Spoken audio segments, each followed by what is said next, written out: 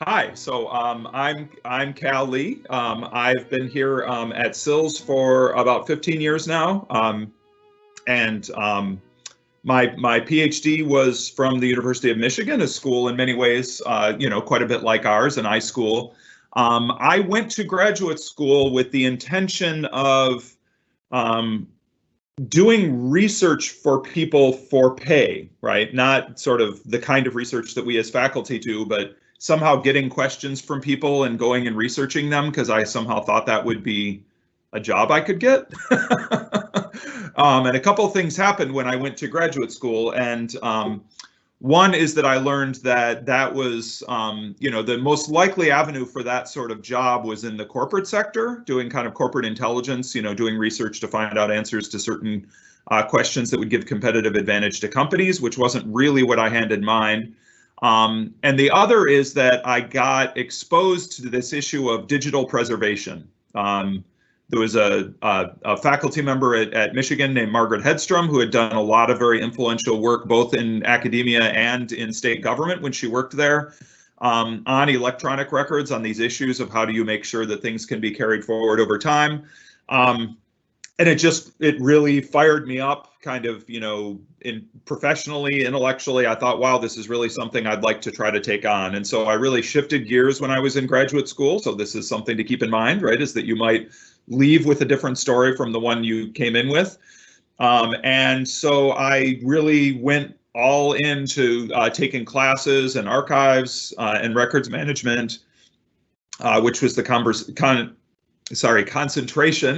that I pursued while I was at Michigan.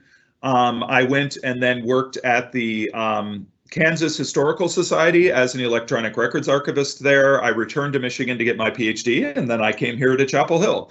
And so, what really ties together both my career work, before I was in academia, my research, my teaching, my service is related to these issues of basically social memory in our current digital environment, right? How do we carry forward things that people care about, things that document their lives, that reflect their identities, when those things are in digital form? And there are certain things that seem like maybe they would be the focal issues. How do we have enough storage? Where do we keep the storage? All these sorts of things.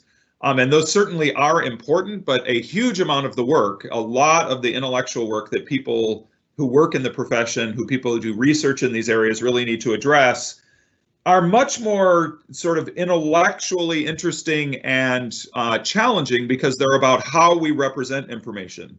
How do we represent it at various levels of representation in digital environments? We have things all the way down at the level of how the bits are stored on the disk, to how they sit in the file system, to how they sit in files.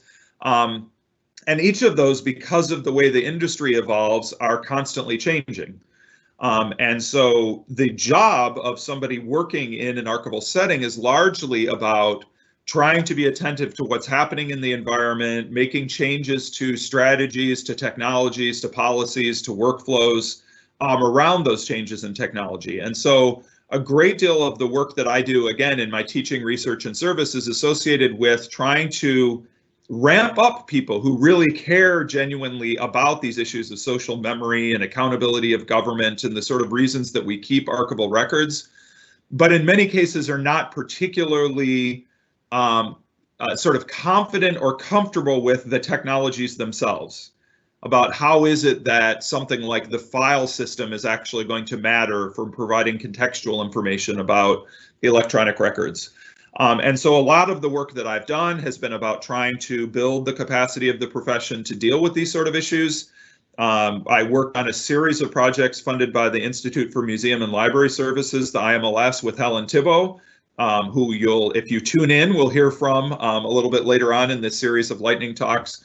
And we did a lot to really try to build the capacity of SILS as a school to better offer digital curation education and sort of define what that really is. And so one of the classes that we introduced from that, really the only full-scale class that we introduced from that, is one that we've continued to teach over the years on understanding information technology for managing digital collections. And so that's a big part of what I teach at SILS, and what I do in a lot of sort of continuing professional education is to try to prepare people to think and understand the technology that underlies all of these environments so that professional judgments can be targeted in the right direction. Things that are traditionally activities of archivists, like appraisal, which is determining what should be carried forward over time, become very different when we have digital information, because again, they're embedded at these different levels of representation. So there are a lot more decisions that professionals need to make about how do we invest resources to make sure that the information can be carried forward in a meaningful way over time. And so part of this for us has been getting a series of grants from the Andrew W. Mellon Foundation to a series of projects that were originally called Curator. So we had a couple phases of the Curator project, which were developing a platform of open source software that librarians, archivists, museum curators can use to basically apply what our tools and methods traditionally used in law enforcement, primarily in digital forensics, to redirect those to be used in a cultural heritage setting to make sure that we can copy information off of storage media, make sure the information can be intact, meaningful, have the right contextual information, that we can take those kinds of tools and methods and point them at the resources so that we can identify what might be sensitive and shouldn't be disclosed to the public or should be controlled in some way. So this is, rather than snooping into people's files to figure out what secret things they did, it's identifying things that might be sensitive, that acting on behalf of the people who created the records, we should make sure that we're careful about in terms of redacting, filtering, closing or not, disclosing or not. And so we had this series of Curator projects. There's now a international consortium involving, I believe it's now 43 institutions from 4 different countries who basically carry that software forward.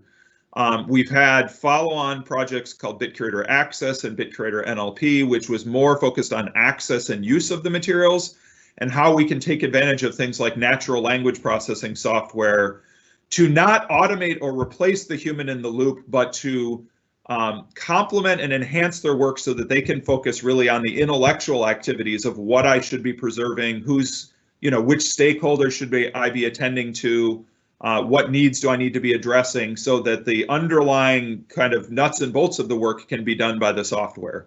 And so we had, again, the Curator Access and Curator NLP projects. We had a project called OSS ArcFlow, which was supported again by IMLS, and that was identifying how institutions are using a variety of open source tool suites. The Curator environment I talked about is a fully open source environment, along with Archive Space and Archive-O-Matica, and kind of mapping out their workflows to understand how it is that these institutions, even if they're using the same technologies, are using them in different ways given their own institutional and contextual needs. And then most recently, we've been working on a project called RATOM, which is a partnership between SILS at UNC and the State Archives of North Carolina in Raleigh. And we're developing, packaging, documenting, and supporting software that allows people responsible for email coming from public officials, coming to the state archives, so that they can review it for sensitivity, for whether it should be retained.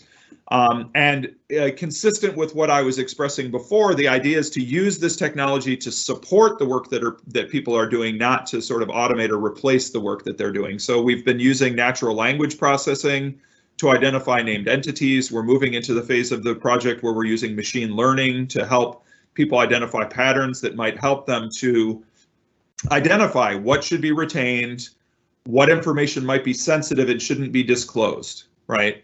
So just kind of looping this back to what got me most inspired by this in the first place is this idea that we could potentially, the framing of this in the late 90s when I got interested in it was, we may have a digital dark ages, right? We might lose our history because all of these things are wrapped up in these technologies that we don't have control over.